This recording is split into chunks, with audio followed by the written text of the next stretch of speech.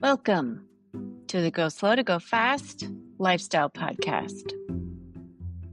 The podcast dedicated to helping you find sustainable rhythm in a fast-paced world. I'm your host, Kendra Chapman, and today we're diving into a deeper concept that's truly at the heart of the Go Slow to Go Fast concept: seasonal living.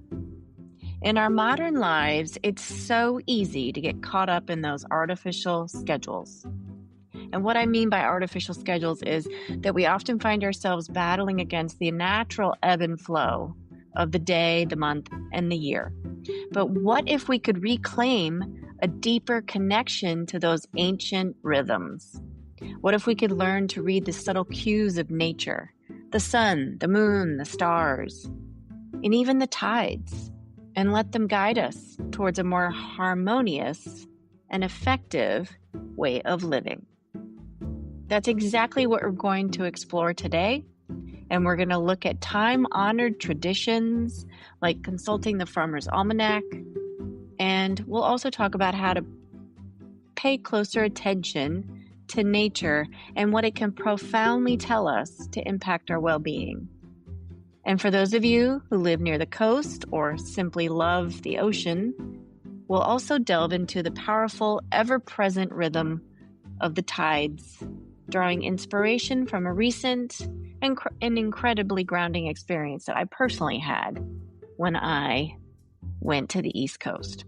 So settle in, take a deep breath, and let's go slow to go fast. In our always-on, climate-controlled, globally connected world, it's incredibly easy to lose touch with the seasons. We can buy strawberries in December and work under bright artificial lights any hour of the night. And our social calendars are often dictating our energy rather than our internal clock. But while convenient, this profound disconnect can leave us feeling out of sync, hurried, constantly depleted, and even a little, rootless. So think about our ancestors. For a millennia, their very existence was intimately intertwined with the natural world. Their survival depended on understanding and respecting the subtle cues of the seasons. They knew when to plant and when to harvest and when to hunt and when to rest. They simply observed the world around them. And while we're not necessarily farming for subsistence anymore, there is an incredible untapped wisdom to be gained from this approach. It's about more than just what we eat or what we grow. It's how we live and how we work, how we rest, and how we genuinely connect with ourselves and those around us. The beauty of this isn't just a romantic idea. There's a growing body of scientific research that actually supports the profound positive impact of this connection to nature. For instance, in 2017, a study published in the Scientific Reports highlighted how exposure to natural environments, even just observing them, can significantly reduce stress and improve overall well-being. Just imagine that simply noticing the change of the light outside your window or listening to the sound of rain. It's raining right now outside of my window. We're having those afternoon showers. And so that can have a measurable impact on your stress level. It's a powerful validation of what our intuition often tells us, that we're part of nature and not separate from it. Let us dive into some practical strategies that can reestablish this vital connection to nature. Strategy number 1, the enduring wisdom of the Farmer's Almanac. So, thinking about the Farmer's Almanac, it's a classic. It isn't just some dusty old book.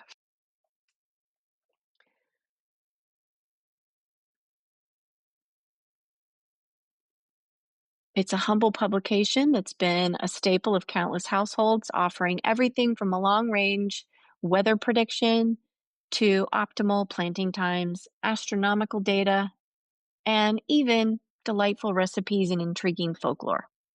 Now, you might be thinking, it's just for farmers, right? And while it's absolutely an invaluable resource for agriculture, its insights are remarkably applicable to all of us, regardless of whether we have a sprawling farm or just a potted herb on our windowsill. Beyond the weather forecasts, did you know that the almanac's weather predictions are based on a complex and proprietary formula that's been refined over centuries? But beyond just knowing if it's going to rain next Tuesday, think about how this kind of long-term foresight could influence your broader planning. If the almanac is predicting a particularly harsh winter ahead, maybe you start preparing your home earlier, or you shift your indoor projects to maximize an outdoor time while you can. It's about anticipating rather than reacting, right? Being proactive instead of reactive. Gardening by the moon. A significant portion of the almanac is dedicated to planting by moon cycles. The idea is that the moon's gravitational pull, which we know affects the tides, right? The ocean tides, it also influences moisture in the soil and even plant sap, making certain lunar phases more conducive to planting, transplanting, or harvesting. So while the precise science behind it is still debated, the practice itself encourages a deeper, more mindful connection to the lunar cycle and the subtle energies it might exert on plant growth. Even if you're not a full-scale farmer, consider these best times for planting herbs. Start seeds for your window box, or even think about pruning your rose bushes. It all connects you to an ancient, time-tested rhythm. It turns gardening into a dance with the cosmos. Seasonal chores and rhythms. Beyond planting, the almanac often includes practical tips aligned with the seasons. When to clean out gutters, when to preserve food from your garden or local market, or even when certain natural phenomena might occur, like frost.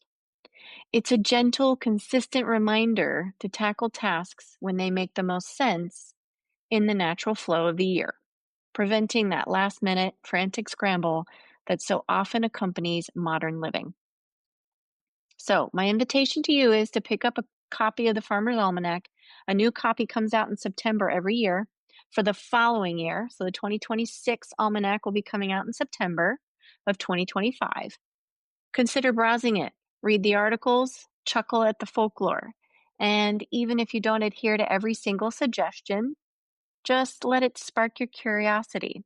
Let it be a gentle conversation starter with the seasons, a tangible link to a wisdom that has sustained humanity for generations. And if I am looking at the front cover right now, the original Farmer's Almanac. It's useful with a pleasant degree of humor. On the front cover, it says. This is number 233, 233 years this almanac has been coming out. And so in 2026, it'll be 234. The Old Farmer's Almanac, Robert B. Thomas, founded in 1792. It has weather forecasts for 18 regions of the United States.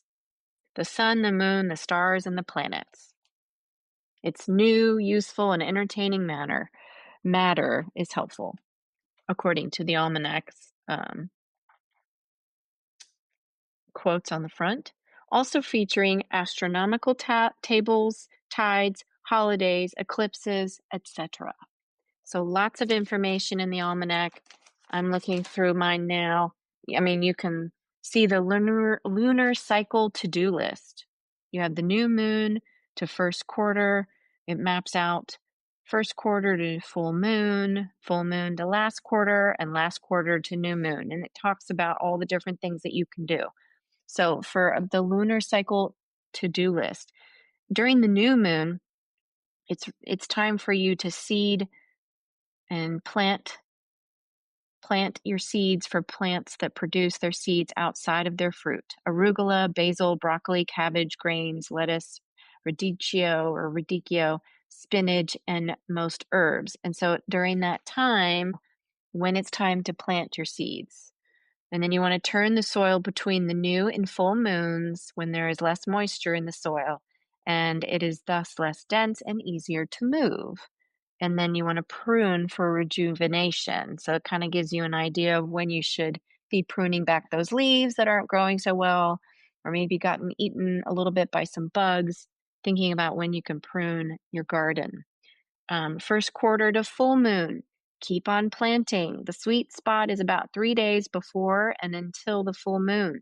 Plant above ground annuals with seeds inside their fruit: beans, melons, peas, peppers, squashes, tomatoes. I know it's July, but it's just things to think about. During the full moon to the last quarter, you want to consider making herbal extracts from your herbs. Take advantage of the increased energy rising from the earth below to harvest apples and other fruit when their natural goodness is peaking. So it also tells you when to start to harvest. Last quarter of the new moon, weed and cultivate for weed suppression.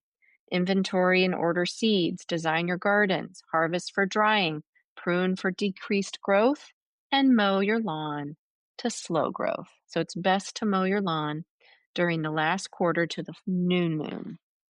But I know most people like to mow their lawn once a week, but you could consider mowing your lawn towards the last quarter to the new moon for best slow growth. So it'd be interesting to see if you see a change in that week to 2 weeks when you're doing your mowing around that time. All right, so that's just an example of what the almanac provides. There's all kinds of information. I mean, I would be checking the tide tables, on the website for a local area. Like when we were in Maine a couple of weeks ago, I would check for high and low tide on the internet. I wouldn't really be checking the Farmer's Almanac for that. So it just depends on what you're looking for. But I thought that would be just a gentle reminder to check out the Farmer's Almanac if you haven't picked up a copy, or you want to maybe think about looking it up online. All right, strategy number 2, syncing with the sun, our primary guide. The sun is, of course, our most obvious and most powerful guide to the seasons and our daily rhythms. Yet, how many of us truly live in sync with it? We often fight against its natural cycles, staying up late under the harsh artificial lights and waking up before dawn to jarring electronic alarms. This constant battle against our biology takes a heavy toll. Our practice of sunrise to sunset is that daily reset. If you make a conscious, deliberate effort to acknowledge the sunrise to sunset rhythm, it can really help you greet the morning sun, even if it's just by opening your curtains, looking out the window for a minute, and taking in a few deep, intentional breaths. And then even, consider witnessing the sunset, even from your office window, as a gentle signal to begin winding down your day. Those 2 practices, although simple, they could dramatically improve your sleep-wake cycle, known as your circadian rhythm. All right, we talked about that earlier in my episode with Jim a couple of weeks ago, right? It's that circadian rhythm, which is absolutely fundamental to our overall health and well-being. And if you haven't listened to that episode, definitely check it out. And, this isn't just conjecture. Research published in the journal Current Biology has repeatedly emphasized the critical role of natural light exposure in regulating our circadian clocks, impacting everything from the quality of our sleep to our mood, energy levels, and even our metabolic health. We are wired to respond to light and dark. Think about seasonal light exposure. That quality and duration of daylight throughout the year, it definitely changes, right, over time. In the summer, we embrace the long evenings for outdoor activities, exercise, socializing with friends and family. And then in the winter, we recognize that natural need to be more indoors, right, for more rest, perhaps even consider that light therapy if you struggle with seasonal affective disorder. So don't fight the shorter, darker days. Lean into them. Allow them to be a period of introspection and rejuvenation rather than a time to feel guilty about not being as externally active. If we can think more about our activities and what we do during parts of the year, then that can help us kind of think about what we need to be doing differently. So as you think about that, while it's darker in the southern hemisphere because it's winter, you're going to start having more sunlight every day. So just be thinking about how you're going to adjust. The sun is a clock. Think about how, before we had mechanical clocks and smartphones, the sun was the primary timekeeper. By, spending our day or even just an afternoon observing how the sun moves across your space can be helpful. Where does the natural light fall? When are the best and brightest times? And when do the shadows begin to lengthen?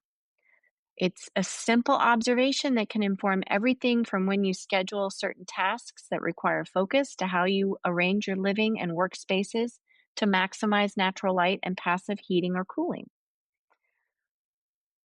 So think about ways that you connect with the sun. It's not just about being rigid, certain times of the day.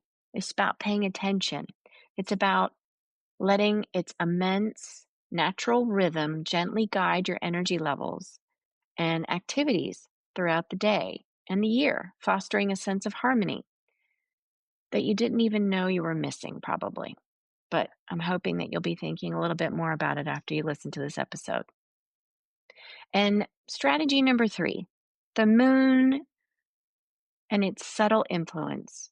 This is beyond the tides, the ocean tides. While the sun clearly governs our daily and yearly cycles, the moon exerts a more subtle and yet incredibly powerful influence, primarily on a monthly basis, and we know it affects the tides.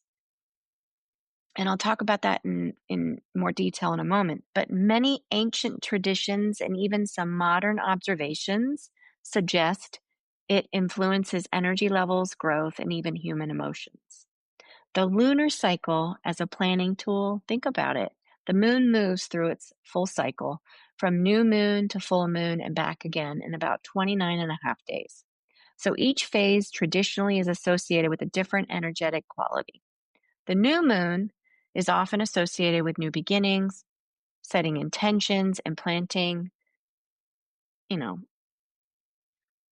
metaphorically and physically, literally, seeds for what you want to manifest. It's a time for quiet reflection, planning, and inward focus. Like I read an excerpt out of the almanac a little bit ago.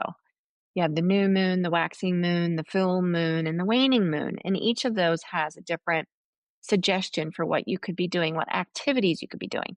So for the waxing moon, it's the growing time. As the moon grows fuller, it's considered a time for action, building momentum and nurturing projects that you've started at the new moon. So it's about gathering energy and moving forward. And then the full moon is when the moon is at its peak of energy, it's full light, right? Illumination and culmination. And it's a time for celebrating the achievements that we've had, harvesting our results. If you've put something out into the world, if you've been working on a project, and you've just put it out there, you've just released it, or you're thinking about what no longer serves you and you want to release that. So think about all those parts of our daily life. Some people find this to be a time of heightened energy or even a touch of restlessness. And, if you're in a school or a hospital, you notice full moon behavior for sure. Waning moon. This is when things are shrinking. As the moon wanes, it's seen as a time for slowing down, releasing, decluttering, and deeper introspection. It's about letting go and preparing for the next new cycle. So think about journaling by the moon. Try to align your journaling or planning with these lunar phases. At the new moon, set clear intention for the coming month. At the full moon, reflect on your progress and celebrate your small wins and consciously release anything that's holding you back. This provides a natural, organic monthly rhythm for reviewing and realigning your goals without the pressure of arbitrary deadlines. Consider observing the night sky. Simply looking up at the moon, tracking its phases, and it connecting will help you with something that's so ancient and vast, far beyond your immediate concerns. It's a powerful reminder of the cycles beyond our immediate control that foster a sense of perspective and humility that can be incredibly calming. You don't have to become a lunar expert overnight. Just start by noticing the moon. Which phase is it in tonight? How does it make you feel? And let it add another layer of natural rhythm to your life, a subtle drumbeat guiding your month. All right, and then strategy 4, guiding stars, timeless navigators. Let's turn our gaze to the stars. For millennia, stars were not just points of light. They were vital navigation tools, crucial seasonal markers, and the basis for countless stories and mythologies. While most of us aren't navigating by the North Star on our way to the grocery store anymore, there's still profound wisdom and tranquility to be found in simply looking up into the sky. Constellations as seasonal markers, it depends on the different constellations that are in the sky at different times of the year, but they're visible, right?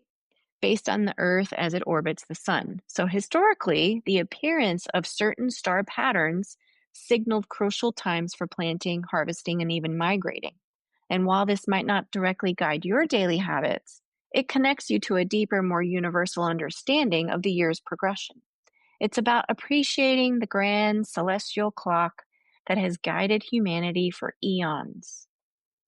And, just having a little awe and perspective, looking up at the sheer, unfathomable vastness of the night sky, seeing the distant stars, it can be incredibly humbling and awe-inspiring to experience that. If you can see stars where you live, if you can look up into the night sky and see the stars, it puts our daily worries into a refreshing perspective, and it reminds us of our tiny yet significance, our place in this grand scheme of the cosmos on this earth. This kind of mental reset, this immersion, is something larger than ourselves. It's crucial for going slow and finding clarity amidst the noise of modern life.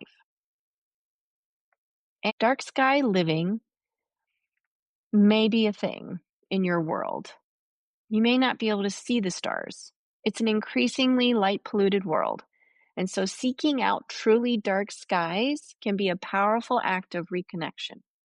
So consider planning a trip to a designated dark sky park, or even just find a spot outside of the city limits, outside of the lights on a clear night, and simply, bring a blanket, lie down, and observe the shimmering ribbon of the Milky Way. Or identifying a few key constellations can be a profound, almost spiritual experience that grounds you deeply in the natural world if you spend a little bit of time observing the night sky. You don't need to be an astrophysicist or an amateur astronomer. You just need to be willing to look up. Let the stars remind you of the bigger picture of ancient wisdom and the timeless cycles that continue majestically, regardless of our busy, often self-imposed schedules. And lastly, number 5, living by water, or at least appreciating the ocean, the rhythm of the tides. For those of you that fortunately are able to live by a coastline or even a large body of water like a Great Lake, there's an incredible, often overlooked rhythm to tap into, the tides. The relentless yet graceful rise and fall of the ocean, primarily influenced by the moon's gravitational pull, and to a lesser extent, the sun's pull as well. It offers a powerful, tangible example of natural cycles. My family and I stayed in a rental house on Egypt Bay, which is a beautiful sheltered inlet in Hancock, Maine. And what struck me immediately and profoundly was how different the bay looked and felt and sounded depending on the level of the tide. So we went out several times of the day to check the shoreline.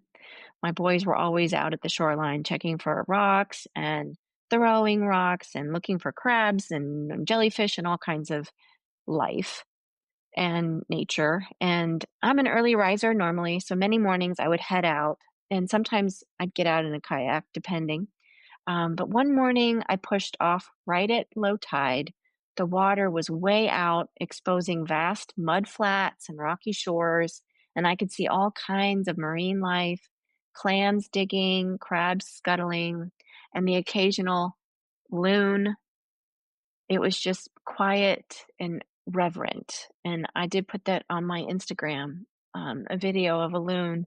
There was actually two loons that were together off in the distance, and they were curious. They would come close, and then they would swim off, and then they would come back and swim around. But they were just so fun to watch. And their cry, the loon has such a haunting sound, so it was neat to kind of hear them off in the distance in the evening and the morning.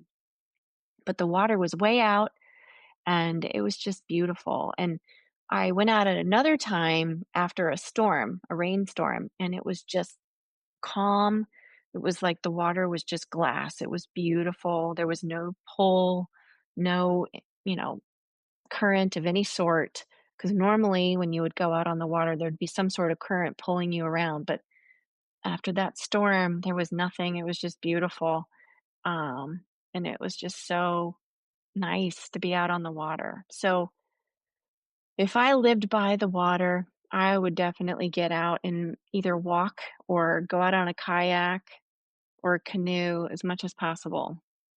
But I could tell the way the moon was shifting with the tides, it was definitely transforming. The water was up to the tree line sometimes in some spots, um, covering all those mud flats. There was like an island we called Seagull Island out in the middle of the water, and you could tell when it was high tide, it was barely showing, but when it was low, you could see all the rocks. And so it's definitely, neat to kind of, follow your day by the tides and thinking about what you're going to do. Are you going to go out on the water? If somebody was actually, wanting to go clamming or getting oysters or whatnot, then they definitely need to know what the tide charts are like. So, I mean, it's not like it's part of my daily practice, but it was definitely something I observed pretty closely when I was there. And it was just fascinating when it was happening.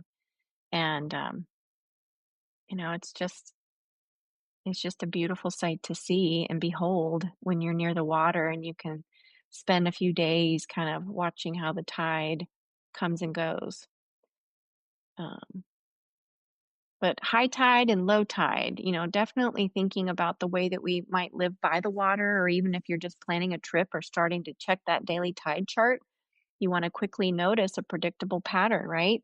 High tide might be the best time for certain water activities like sailing or swimming, when low tide might reveal fascinating tidal pools. We went down to a state park where you could look at starfish one day, and that was great for beach combing. We didn't pick them up, but we were definitely able to see some starfish in some of the tidal pools. So even if you're not directly interacting with the water, simply knowing whether the tide is coming in or going out can offer a subtle anchoring backdrop to your day, connecting you to that powerful pulse of the planet, right? The ocean is a mood indicator. Many people who live by the sea report feeling more connected to its rhythm. The constant ebb and flow can be a powerful metaphor for our own lives. Times of outward expansion and activity, like high tide, and times of quiet introspection and retreat, like low tide. This recognition can help us flow with our own energy cycles rather than fighting against them. Blue space benefits. Beyond the tides themselves, simply being near water has profound benefits for our well-being. Research includes numerous studies under the umbrella of Blue Health, indicating that exposure to blue spaces, whether oceans, lakes, or rivers, they can definitely improve mood, reduce stress, and even lower physiological markers like heart rates. For example, a 2013 study in Health and Place found that living closer to coastal environments was consistently associated with better general health and mental well-being in populations across England. It's as if the water has an inherent calming effect on our nervous systems. And further supporting this, a 2020 systematic review published in Environmental Research concluded that contact with blue spaces had positive effects on mental health, including reduced anxiety and improved mood.